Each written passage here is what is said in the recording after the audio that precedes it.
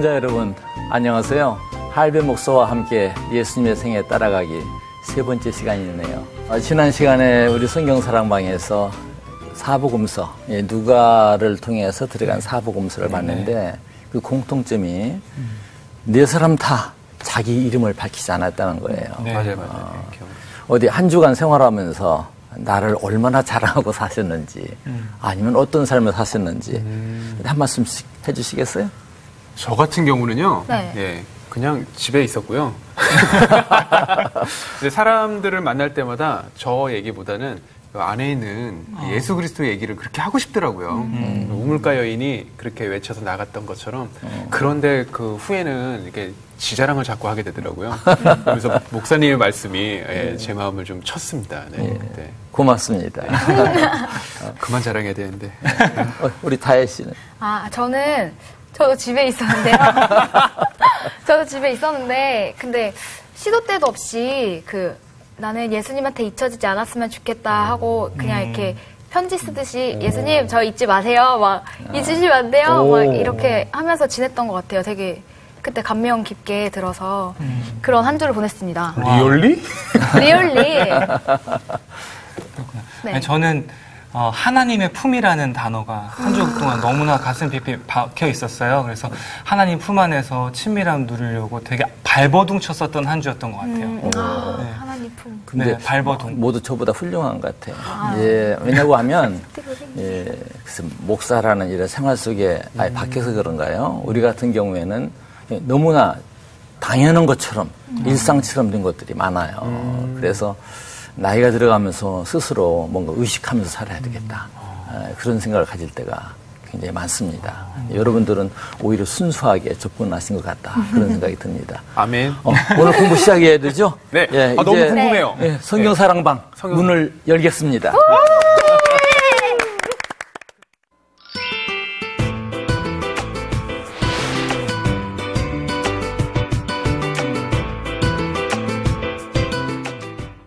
예, 지난번에 말씀드린 대로 마가복음에 마가의 이름이 있다, 없다? 없다. 없다예요. 없다. 그 마가의 이름이 없다. 근데 오늘은 그 마가의 이름부터 우리가 공부하면서 시작하려고 합니다. 이 마가의 이름이 처음으로 등장한 곳이 어디일까? 혹시 아시는 분 계세요? 어딜까요? 어딜까요? 사도행전? 사도행전은 맞아요. 근데 구체적으로 모르겠죠. 사도행전.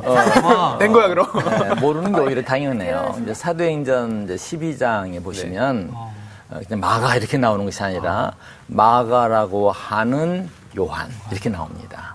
그러니까 마가는 마가 이름이 요한도 되고 마가도 된다는 얘기예요. 그러니까 사도행전에 그렇게 나오기를 마가라고 하는 요한이라는 이름이 정확한지는 몰라도 내 판단으로는 3번 나온 것 같아요. 그리고 그냥 요한이라고 사용된 것이 2번 나오고요. 또 사도행전만 해도 그냥 마가라고 사용된 것도 있어요. 그런데 바울 사도의 서가문이나 베드로 사도의 베드로전서에 보면은 서너 번이 모두가 다 그냥 마가라고만 나와요. 짐작한데 요한이라는 이름이 원래 이제 본명이었고 이제 히브리인의 이름이었다고 한다고 하면은 마가는 나중에 붙은 이름이다. 그리고 이 마가라는 이름은 로마식, 즉 라틴어 이름이죠. 그러니까 그대로 이제 발음하면 이제 마르쿠스. 아마 그 마르쿠스를 영어로 가진 사람, 영어 이름 있는 분도 있죠. 마르코스 그렇게 나오겠죠. 그러니까 그런 이름 영어로 이렇게 쓰고 있는데 이제 마르쿠스, 이제 마가로 이렇게 돼 있는 것인데 영화 캐릭터 이름으로 좀 종종 등장하는 듯한 마르코 이렇게 이제 영어에서는 이제 그렇게 나오죠. 그런 이름 가진 사람들이 있어요. 아마 노래 부르는 사람도 아마 그런 사람이 있을 거예요. 베스키다 잘하는 사람이 아마 있었던 걸로 제가 알고 있어요. 그런데 이름이 뜻이 뭐냐? 이름의 뜻은 이제 라틴의 이름 마가는 직역하면 큰 망치라고 그래요. 저도 라틴어 몰라요. 망치요? 망치? 큰 망치. 망치? 그런데 의역하면은 의젓하다 하는 처음 그런 말이 있는 것 의젓하다. 언제부터 이 마가라는 이름을 썼을까? 이것은 자세히 모르겠어요. 짐작한데 바나바가 마가를 데리고 갈 때 쓰지 않았겠나? 아니면 말년에 로마에서 활동할 때 쓰지 않았겠는가? 그러나 한 가지 분명한 것은 원래 이름은 요한이었고 그다음에 이제 마가였는데 맨 먼저 알아야 될 게 하나 있어요. 뭐냐면 마가의 다락방을 알아야 돼요. 이 마가의 다락방 하면 혹시 떠오르는 성경 기사 뭐 있나요? 성찬식. 성찬식. 너 하려고 그랬어? 네. 아, 또 있어요. 또 있어요. 뭐? 120명이 기도하였습니다. 그 오순절. 오순절. 예, 그런데 죄송하게도 성경 어디에도 마가의 다락방 이렇게 묘사된 데는 없다는 점에 그걸 추적해서 가야지 돼요. 세 군데 장소가 매우 중요해요. 하나, 둘, 셋이 중요해요. 근데 맨 처음 거를 우리 다혜 씨가 한번 얘기해 주셨으면 좋겠어요. 사도행전 12장 12절. 네, 12장 12절. 깨닫고 마가라 하는 요한의 어머니 마리아의 집에 가니 여러 사람이 거기에 모여 기도하고 있더라. 그러니까 마가라고 하는 요한의 어머니 마리아 집에 갔다. 거기는 다락방이란 말 안 나와요. 안 나와요. 이게 무슨 얘기냐면 맨 먼저 순교당한 사도가 야고보 사도예요. 야고보 사도를 이제 헤롯 왕이 이제 죽이면서 교회를 박해하는데 뭐 그 당시 교회의 대표적인 인물이 누구였을 것 같아요? 베드로? 그렇죠. 베드로. 베드로인데 이 베드로를 감옥에 가둬요. 이 베드로가 기적적인 선사의 이끌림을 받아서 뭐 이렇게 두 사람 옆에다 소고랑에서 지키는 사람이 있고 또 밖에도 두 사람이 지키고 하는데도 풀려나가지고 어디를 찾느냐? 초대교회 때 모여서 기도하던 기도처를 찾아가는데 그게 바로 마가라고 하는 요한의 어머니 마리아의 집이에요. 기도처를 찾아가서 만나는 장면이 나오면서 맨 먼저 그게 소개돼요. 그 다음에 또 다락방 하나 앉았어요. 여기는 다락방이라는 말 없어요. 여기는요. 그 다음에가 소위 이제 오순절 아까 말했던 이 다락방이에요. 사도행전 1장 13절 그쯤에 나오는데 감람산에서 예수님께서 승천하신 걸 보고 다시금 찾은 곳, 자기들이 모였던 곳, 찾은 곳이 이곳인데 여기서는 다락방이라는 표현이 나와요. 그리고 이 다락방에서 적어도 몇 명? 120명. 120명. 이런 생각하면 여러분들의 다락방 하면 어떤 방이에요? 우리나라에서 다락방 하면? 조그매요. 작은 방. 조금 맞죠? 네. 근데 그런 개념은 아니에요. 그러니까 뭐 그 당시 다락방은 아닐 거고 많이 고쳐졌어요. 적어도 그 로마의 티투스 장군이 쳐들어갔을 때는 부서지지 않았다는 그때 70년이에요. 주 70년. 근데 그 후에 이제 그 페르시아 군들이 쳐들어왔을 때 600년 되죠. 그때 이제 망가졌던 것을 다시 복원하고 했는데 구체적으로는 십자군들이 가서 쳐들어가서 복원했던 것이 이 다락방이에요. 이것은 제가 그 CBS의 은총을 입어서 예루살렘을 갈 기회가 있었는데 CBS 은총이에요. 갈 기회가 있었는데 그때 직접 찍은 겁니다. 그러니까 이 사진을 굳이 가져온 것은 잘 나온 사진은 아닌데 사람이 많이 들어가 있죠. 네. 그동안에 그 이슬람권, 무슬림들에게 점령도 당했었기 때문에 여기 멀리 보면 흔적이 여기 저 무슬림들의 신앙적인 표현도 있고 지금 로만 카톨릭에서 관리하고 있는데 그걸 그대로 아마 놔둔 것 같아요. 사람이 많이 들어갈 수 있는. 그때 그 다락방이라는 개념은 우리 같은 다락방이 아니고 옥상에 지은 어찌면 스카이 라운지라고 표현하는 것이 좋을 만큼 손님들을 이렇게 모시는 그래서 미국의 어느 성경 보면은 The Upper Room 이렇게 나와 있어요. 이게 공개된 상 넓은 옥상 위에 지은 그런 이제 방이다. 그런 개념이에요. 120명이 들어갈 수 있는 것이죠. 여기서 이제 다락방이란 말이 표현되고 이 기도처가 이 기도였을 것이다. 이렇게 이제 추정을 하는 것이죠. 그 다음에 또 더 중요한 게 하나 나오는데 정말 아까 말했죠? 성만찬, 예수님의 최후의 만찬이 있었던 그 방 이야기. 이게 매우 중요한 얘기죠. 그 중요한 얘기에 넘어가기 위해서 이제 최후의 만찬, 이때 어떻게 이 방이 준비되었는가 하는 것을 우리 패널님들께서 한번 말씀을 읽어서 표현해 줬으면 좋겠다 하는 얘기예요. 미리 준비하도록 부탁한 거 있죠? 마가복음 14장 말씀은 14장 12절에서 16절까지. 시작하겠습니다. 무교절 첫째 날에 곧 유월절 양을 잡는 날에 제자들이 예수께 말하였다. 우리가 가서 선생님께서 유월절 음식을 드시게 준비하려 하는데 어디에다 하기를 바라십니까? 예수께서 제자 2사람을 보내시며 말씀하셨다. 성 안으로 들어가거라. 그러면 물동이를 메고 오는 사람을 만날 것이니 그를 따라가거라. 그리고 그가 들어가는 집으로 가서 그 집 주인에게 말하기를 선생님께서 하시는 말씀이 내가 내 제자들과 함께 유월절 음식을 먹을 내 사랑방이 어디에 있느냐 하십니다 하여라. 그러면 그는 자리를 깔아서 준비한 큰 다락방을 너희에게 보여줄 것이니 거기에 우리를 위하여 준비를 하여라.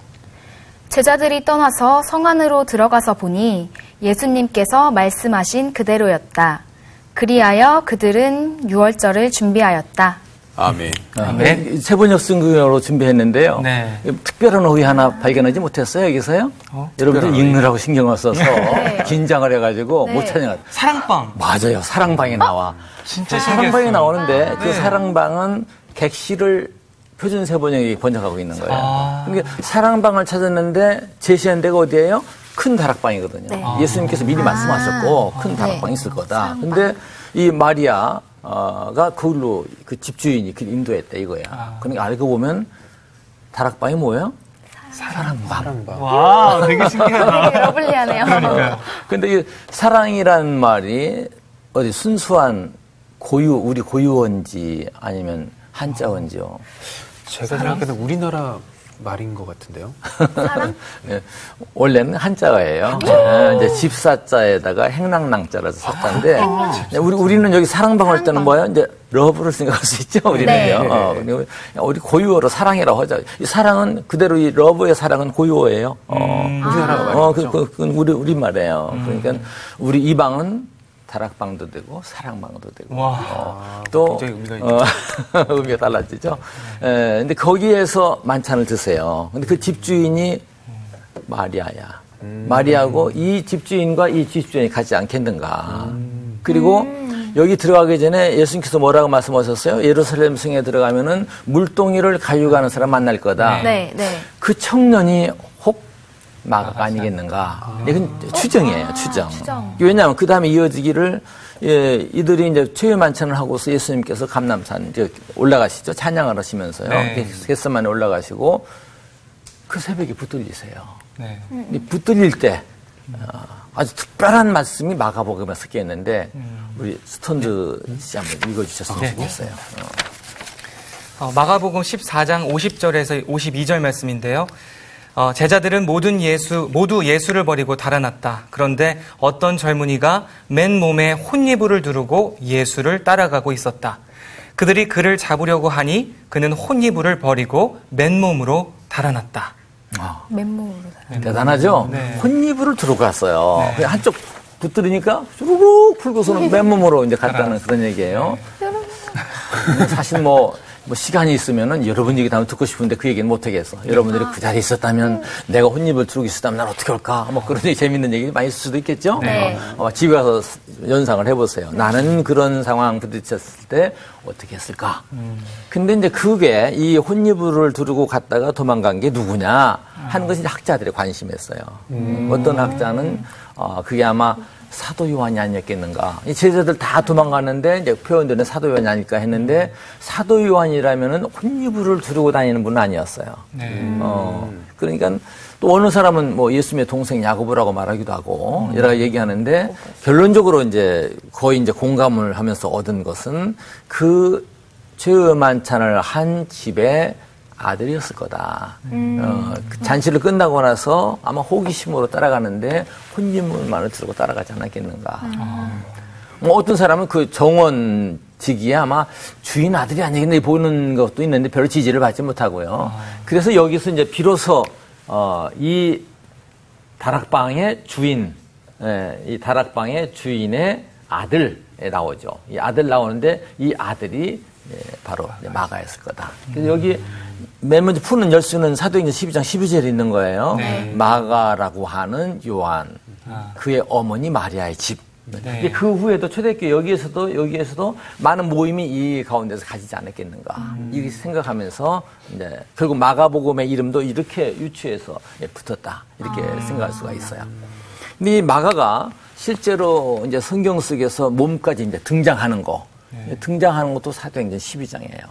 근데 이 세월, 이 처음에 만났던 이 세월보다는 훨씬 후에 후에 적어도 어쩌면은 AD 44년 이 AD 44년이라는 수치는 야고보가 이 무렵에 순교를 했을 거다. 이제 보고 있는 것이거든요. 베드로 사도가 갇혔다 나왔고 이때 이제 그 마가가 등장하는데 12장 그 끝부분에 보시면은 바나바하고 바울이 예루살렘에 갔다가 안디옥 지방으로 이 마가를 데리고 와요. 그래서 마가가 처음 나오는 거야. 그 안에는 침묵이야. 별로 상황이 없어요. 아무튼 그때 이제 처음으로 이 마가가 등장하는 거예요. 그리고 이거 안디옥에서부터 그다음에 이제 마가가 이제 바나바와 바울을 따라서 이제 그 전도 여행을 가고 이제 그런 일이 일어나는데 참 궁금한 것은 이 침묵하는 기간에 무엇을 했을까? 어떤 생활을 했을까 하는 것을 참 우리에게 굉장히 궁금증을 주는 그런 부분이기도 해요. 뭐 10년 이상의 세월 침묵하고 있었거든요. 근데 마가는 어쩌면은 예수님께서 붙들리는 장면도 목격했다고 보고 있고, 그 다음에 어쩌면은 예수님께서 십자가에 못 박히시는 것도 부활하신 것도 보지 않았겠나. 자기 집에서 이 120문도가 모여서 기도회를 가졌다면 그때도 보지 않았겠는가 하는데 사실은 그러지 않은 것 같아요. 마가가 언제 변화됐는지 우리는 확실히 알 수는 없어요. 뭐 어떤 사람 말하기를 나중에 베드로 사도가 그 집에 그 감옥에 나온 다음에 방문한 거 보니까 베드로 사도 까닭에 변화가 되지 않았겠는가 그런 생각을 가지고 있어요. 그러니까 신앙생활 한다고 모든 걸 본다고 해서 그냥 갑자기 훌륭해지는 것은 아니라고 봐요. 아무튼 나중에 변화된 것만은 분명한 것 같다. 왜냐고 하면 말씀하세요. 네, 근데 베드로가 제가 듣기로는 베드로가 내 아들 마가라고 하지 않아요? 네, 근데 그게 진짜 아들이어서 그런 거예요? 대단하네요. 그럼 베드로전서에 나오는 말씀이에요. 베드로전서 5장에 나오는 말씀인데 내 아들이라 이렇게 말하고 있거든요. 이건 진짜 아들이라는 의미가 아니고 그 말씀을 통해서 조금 전에 말했던 학자들이 유추하는 것이죠. 이 마가가 변화된 거, 예를 들어 로만 캐톨릭 같은 데서는 대부제도가 있죠. 그러니까 이 마가가 새롭게 된 것은 결정적인 것은 베드로의 영향을 받았을 거다. 또 많은 전설과 그 기록들이 뭘 말하고 있느냐면은 이 마가가 말년에 베드로 사도를 수송 들고 다녔고 로마에서 베드로 사도가 설교하면 그걸 이제 통역을 한다든지 이제 번역을 하는 그런 일을 했고 그래서 결국 이 마가복음이라고 하는 기록 자체가 베드로 사도가 설교한 것을 옮겨놓은 것일 거다. 이게 이제 일반적인 학자들의 거의 공통적으로 생각하는 그런 개념이에요. 그러니까 우리가 언제 변화된지는 모르지만은 아마 결정적으로 역할을 하지 않았겠는가. 근데 처음으로 이제 몸 등장하는 것은 앞서 말씀드린 대로 바나바와 이 바울이 예루살렘에 들렸다가 마가를 데리고 안디옥으로 와요. 지도를 한번 그려보면은 이렇게 여러분들이 하마를 그리면 돼요. 하마 한 마리를 이렇게 그리면 터키가 돼요. 이렇게 내려오면, 여기가 이제 안디옥이 있고, 이쪽이 이제 예루살렘이 여기쯤 있어요. 그리고 여기 뭐가 있느냐? 여기 이제 이런 섬이 있는데, 이 섬은 구브로라고 그래요. 구브로. 구브로인데, 요즘은 이 구브로 이름이,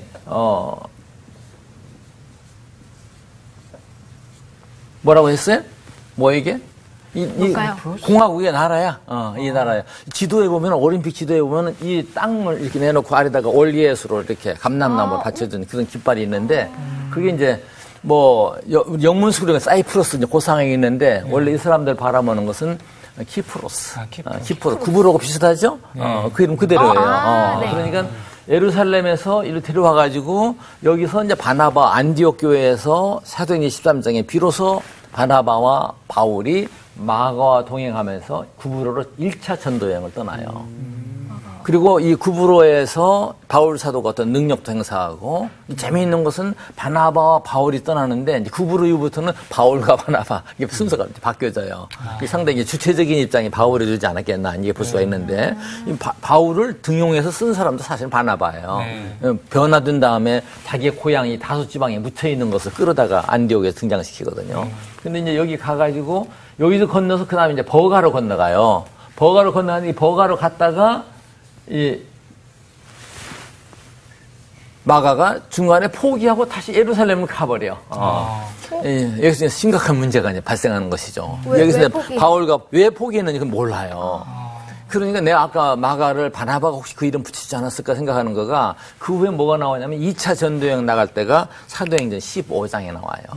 그것도 세월이 좀 흐른 다음이야. 2차 전도여행. 1차 전도여행 가고 적어도 한 5, 6년 이상 지나지 않았겠는가 생각될 때 나가는데 이때 다시 출발할 때 바나바와 바울이 같이 가기로 했는데 바나바는 마가를 데려가자 그러고 이게 마가라고 하는 요한. 네. 바울은 지난번에 가다가 그만둔 녀석 나 못 데려가겠어. 둘이 이제 갈등이 생기는 것이죠. 그래서 결국은 바나바와 바울이 여기서 떠나 서로 헤어져요. 그래서 바나바는 마가를 데리고 구브로로 가고, 그리고 이제 바울은 바울대로 다시 이제 신라랑 더불어서 이제 행차를 하는 2차 전도여행 끝나는 그런 장면이 되죠. 그러니까 마가는 어떤 사람이었는가? 그 구경꾼이었던 그 마가가 결국 나중에는 갈등도 일으키는 그런 존재였다. 이제 볼 수가 있을 것 같아요. 갈등의 씨앗이었다. 이제 그런 얘기인 것이죠. 그런데 이 마가가 나중에 이제 바울 사도의 서가문, 이제 골로새서, 빌레몬서, 또는 디모데 후서 이런 데 등장할 때는 바울 사도가 그토록 미워하고 갈라졌는데 이 모든 서가문 바울 사도가 쓴 거 아니에요? 이 바울 사도가 이 마가를 칭찬하고 있어.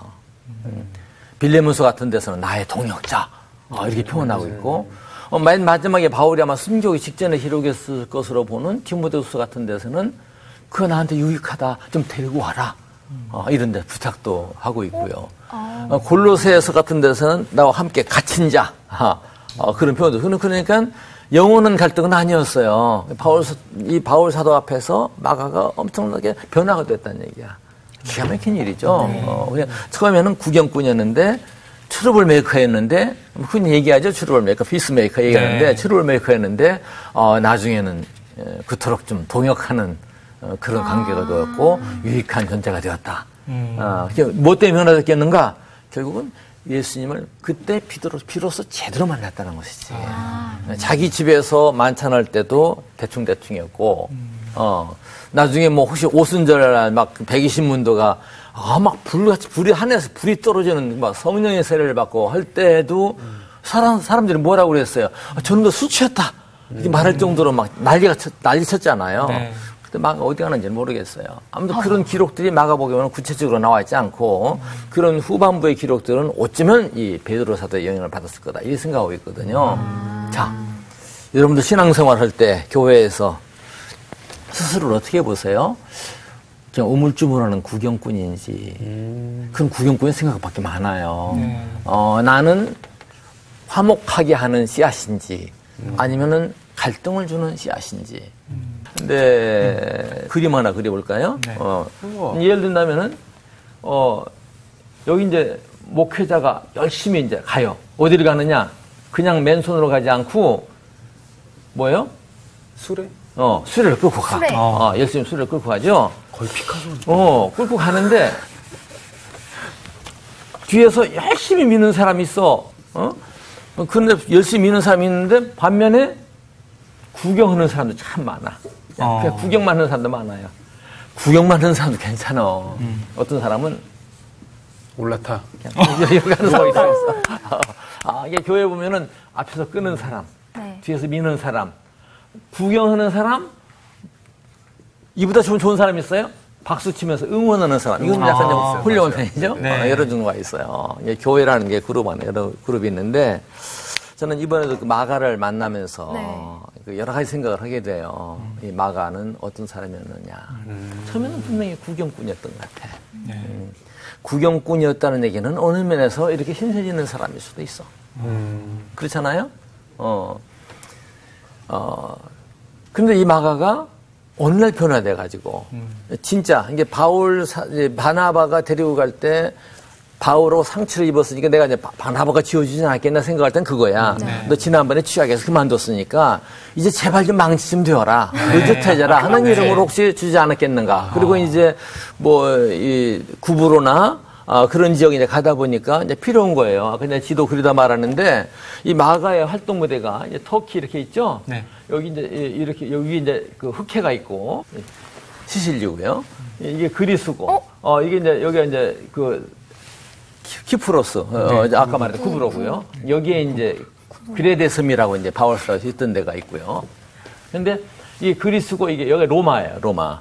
예, 바울과 이 뭐 베드로나 네. 성계나 이 마가까지도 주로 활동 무대가 여기 안디옥에서 이렇게 한번 돌고 나중에 바나바랑 돌고 그 다음에는 아무튼 침묵이에요. 10년, 20년까지 거의 침묵을 해요. 마가가 나중에 등장할 때는 거의 한 20, 30년 후라고 볼 수 있어요. 그때 변화된 마가로 등장하는 거야. 네. 하루아침에 변화된 거 아니에요. 그리고선 나중에 이 로마에서 이제 활동하면서 베드로 사도로 수송들었다. 이렇게 얘기하고 있거든요. 네. 그러면 로마에 갈 때까지 그 행적은 안 나타나요. 거긴 안 나타나요. 안 나타나요. 그러니까 신기하죠? 처음에 그 다락방 딱 네. 봤다가 네.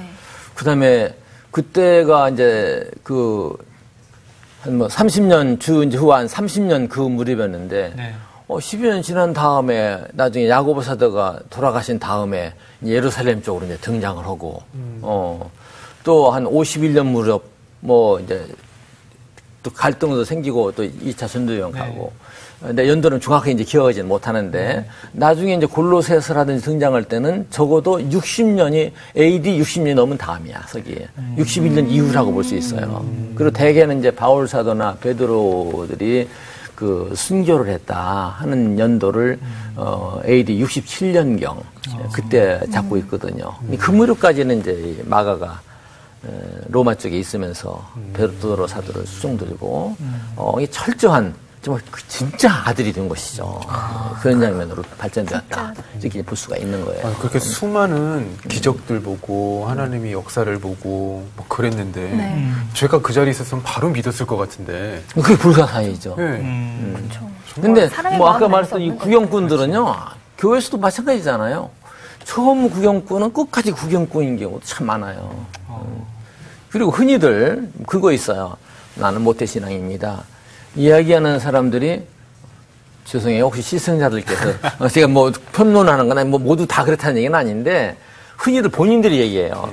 모태 신앙입니다. 못된 신앙입니다. 이게 모태 신앙이냐다가 모태 신앙입니다. 내가 못된 신앙입니다. 그렇게 표현하는 분이 정말로 있다니까. 그냥 타성에 젖어가지고 자기는 신앙에서 그 생활이 된 거예요. 생활화. 마음의 의식. 아까 내가 그런 얘기했죠. 네. 목사 이 생활도 어려워하다 보니까는 타성에 젖어서 주일날 교회 가는 날에 가는 것이지. 맞아요. 교회 갈 때 뭐가 중요한 거예요? 교회 가서 예배할 때 가장 중요한 것은 예수님을 만나러 가는 네. 거야. 하나님 만나러 가는 거예요. 네. 물론 생활 속에서 동행하시는 분이지만 다시 만난다는 개념이에요. 네. 어느 교회는 예배 드릴 때 그 예배 입장을 하죠. 네. 입장 행진을 해요. 목사님들이. 행진하는데 사실은 그 행진하는 거가 목사님들만 행진하는 거 아니에요. 지켜보는 모든 분들도 사실은요. 교회당에 들어갈 때는 옛날에 진정한 예배들 때 그렇게 했어요. 목사님 앞에서 들어가고 찬양들 들어가고 그다음에 교인들 따라 들어가 자리에 앉는 거야. 지금 미리 다 가서 앉아가지고서는 들어나 부른 것 같이 돼 있는데 그건 아니란 얘기죠. 그래서 하나님 앞에 나가는 거예요. 네. 나가는 거. 본문이 마지막 나오는 본문을 한번 우리 리셋. 네. 한번 읽어주시죠. 마가복음 1장 1절 말씀인데요. 하나님의 아들 예수 그리스도의 복음의 시작이라. 아멘. 사실 난 옛날에 이 말씀을 읽을 때요, 뒤에서 꽉 울리는, 어쩜 벼락을 치는 것 같은, 역사를 관통하는 팡파레, 그걸 느꼈어요. 하나님의 아들 예수 그리스도의 복음의 시작에 막 소름이 끼치는 거예요. 마가는 역사 속의 인물이에요. 분명히 역사 속의 인물이에요. 네. 네. 인간 예수님도 어쩌면 역사 속의 인물이에요. 그렇죠? 네. 그렇지만 예수님은 오늘 또 살아계시는 분이에요. 네. 오늘 또 우리 가운데 역사하시는 분이에요. 아멘. 마찬가지로 복음도 마찬가지예요. 복음도 오늘 또 역사하는 복음. 아멘. 하나님의 아들 예수 그리스도 복음의 시작이라. 이게 내 안에 있었는가? 이게 오늘 우리에게 중요한 거예요. 이게 내 안에 있었는가? 그런 질문을 수시로 던져야지 돼. 나는 그 말씀을 읽을 때 막 온몸에 막 소름이 끼치듯 하면서 그 질문을 나에게 던졌어요. 우리가 밖에 나가서 자꾸 구원받았으면 남한테 물어보기 전에 네. 스스로 자꾸 확인해야 네. 돼요. 맞아요. 하나님의 아들 예수 그리스도의 복음의 시작이라. 이게 나에게 있어서는 역사 속의 말씀이냐 오늘 나의 말씀이냐. 이거 매우 중요해요. 이건 놓치지 말아야 돼요. 아멘. 아멘. 아멘. 아멘. 아멘. 아무쪼록 항상 우리 말씀을 공부할 동안에 하나님을 만나는데 먼저 나 자신을 좀 저 깊은 속에 숨어있는 나를 꺼내가지고 끄집어내서 하나님을 만나게 하는 저 소개드리는 내가 아니라 또 역사 속에 있는 주님이 아니라 오늘 이 현장에서 주님을 만나는 네. 하나님의 아들 예수 그리스도 복음의 시작이라 이런 놀라운 은혜가 여러분들에게 있으시고 그런 마가가 그토록 서툴고 구경꾼이고 했던 이 마가가 변화되어 가지고 이토록 훌륭한 하나님 말씀을 이렇게 막 역사를 관통하는 말씀으로 선포한 것처럼 네. 삶을 통해서 예수님을 자랑했으면 참 좋겠습니다. 아멘. 아멘. 우리 기도할까요? 예. 하나님 아버지, 마가는 구경꾼에 불과했습니다. 저희가 이해할 수가 없습니다. 그런 놀라운 사건들을 어쩌면 필경 목격했을 것만 같은데 저는 어쩌면 제멋대로 사는 자였습니다. 그러나 그런 마가가 어느 날 하나님의 아들 예수 그리스도의 복음의 시작이라 역사를 울리는 귀한 말씀을 오늘 우리에게 전하고 있고 우리를 깨우고 있습니다. 진정 우리 안에서 시작된 복음을 믿습니다. 우리가 나아가서 그 복음을 선포하는 삶을 살게 하옵소서. 아멘. 예수님의 이름으로 기도합니다. 아멘. 아멘.